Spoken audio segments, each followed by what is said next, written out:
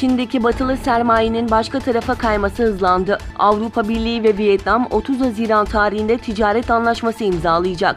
AB Konseyi, AB ve Vietnam arasında serbest ticaret anlaşması ile yatırım koruma anlaşması imzalanmasına onay verildiğini açıkladı. Buna göre söz konusu anlaşmalar 30 Haziran tarihinde Vietnam'ın başkenti Hanoi'de imzalanacak. AB ve Vietnam arasında ticaret ve yatırım anlaşmaları müzakereleri 2012'de başlamış, 2015 yılında tamamlanmıştı. Vietnam, AB ülkelerine iletişim cihazları, giyim ve gıda ürünleri satarken AB'den makine, taşıt, kimya ve tarım ürünleri alacak. Doğu Türkistan'ın Hotan şehrinde kurulan 2 ve 3 numaralı ceza kamplarının uydu görüntüleri ortaya çıktı. Türkistan Press'in haberine göre yeni yapılan bu ceza kamplarının Hotan şehrine 20 kilometre uzaklıktaki Hanirki, Yeni Avat ve Yeni Erik kasabaları yakınlarında çölün ortasına inşa edildiği belirtildi.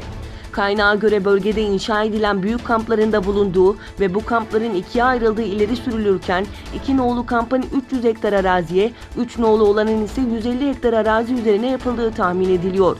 Çin hükümetinin ise Hotan bölgesinde tekrardan tutuklamalara başlamasından endişe ediliyor.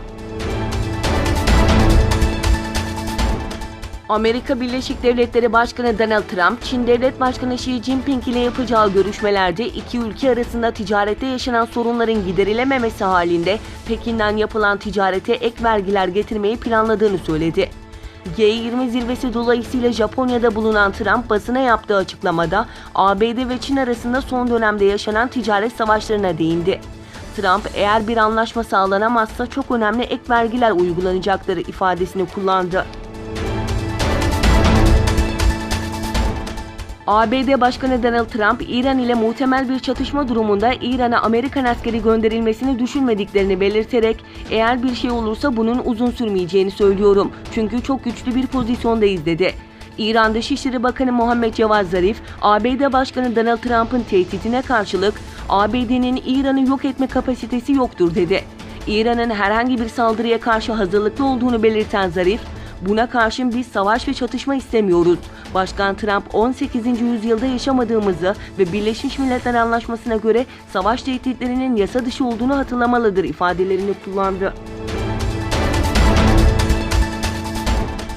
Venezuela hükümeti Cumhurbaşkanı Nicolas Maduro'ya suikast ve ülkeye yeni bir darbe girişiminin engellendiğini açıkladı. Venezuela hükümeti darbe girişiminin arkasında ABD, Şili ve Kolombiya var açıklamasını yaptı. Diğer yandan Maduro'ya yönelik baskılar devam ederken geçtiğimiz aylarda askerler ülke genelinde ayaklanmış ancak başarılı olamamıştı. Buna rağmen askerler devlet başkanı olarak Juan Guaido'yu tanıdığını ilan etmişti.